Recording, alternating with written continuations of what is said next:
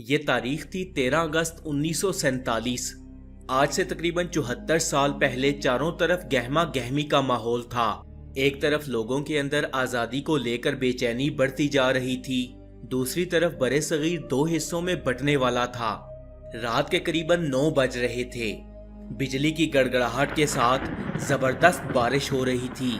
बड़े सगीर के आखिरी वासराए लॉर्ड माउंटबेटन को 15 अगस्त के दिन भारत और पाकिस्तान को आजाद करना था, लेकिन लॉर्ड माउंटबेटन ने 13 अगस्त की रात 11 बजे बड़े सगीर के मुसलमानों के रहनुमाओं को बुलाया और पाकिस्तान को बड़े सगीर से अलहदा करते हुए आजाद कर दिया। पाकिस्तान के रेडियो स्टेशन रात 11:30 तक यही ऐलान करते रहे कि ये ऑल इंडिया रेडियो है, जबकि पूरी मुस्लिम कौम इस्लामी जमहूरिया पाकिस्तान का नाम सुनने के लिए बेचैन थी। गली मोहल्लों में लड़ाइयाँ और कत्लेआम जारी था। 13 अगस्त 1947 की रात ठीक 11:50 पर रेडियो से एक आवाज आती है, अस्सलामुअलैकुम, ये रेडियो पाकिस्तान है। 14 अगस्त शुरू हो चुकी थी और पाकिस्तान आजाद हो चुका था। ये खबर हिंदुओं के रहनुमाओं पर कहर बनकर टूटी, क्योंकि पाकिस्तान को भारत से पहले आजाद कर दिया गया था। 14 अगस्त की रात फसादात उरूज पर पहुंच गए। सब एक दूसरे के गले काटने में लगे थे। खंजर जनी जारी थी। लोग तेजाब की बोतलें भर भर कर एक दूसरे पर फेंक रहे थे। मुसलमानों के घर जलाए जा रहे थे और कुछ मुसलमानों को तो घरों के अंदर जिंदा जला दिया गया।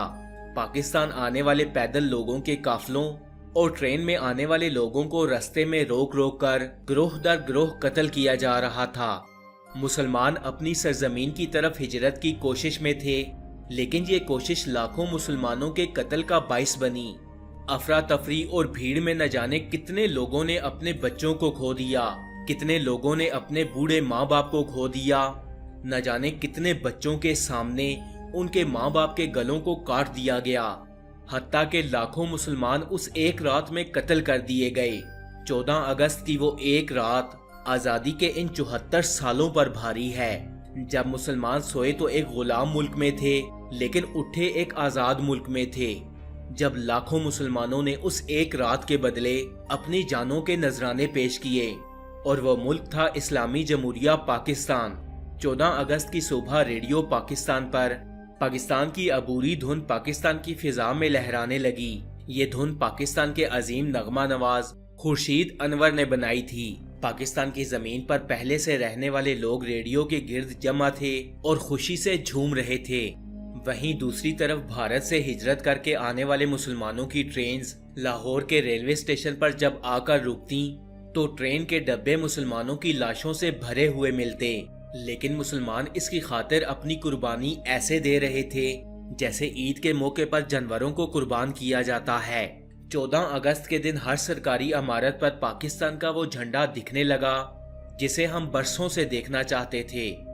बड़े सगीर की तकसीम दुनिया की सबसे बड़ी तकसीम थी और भारतीय रहनुमा किसी सूरत भी पाकिस्तान को बड़े सगीर से अलग नहीं होने देना चाहते थे। ये चाहते थे कि हिंदुस्तान कायम रहे, यहाँ हिंदुओं की हुकूमत हो और यहाँ के करते धरते सिर्फ हिंदू हों।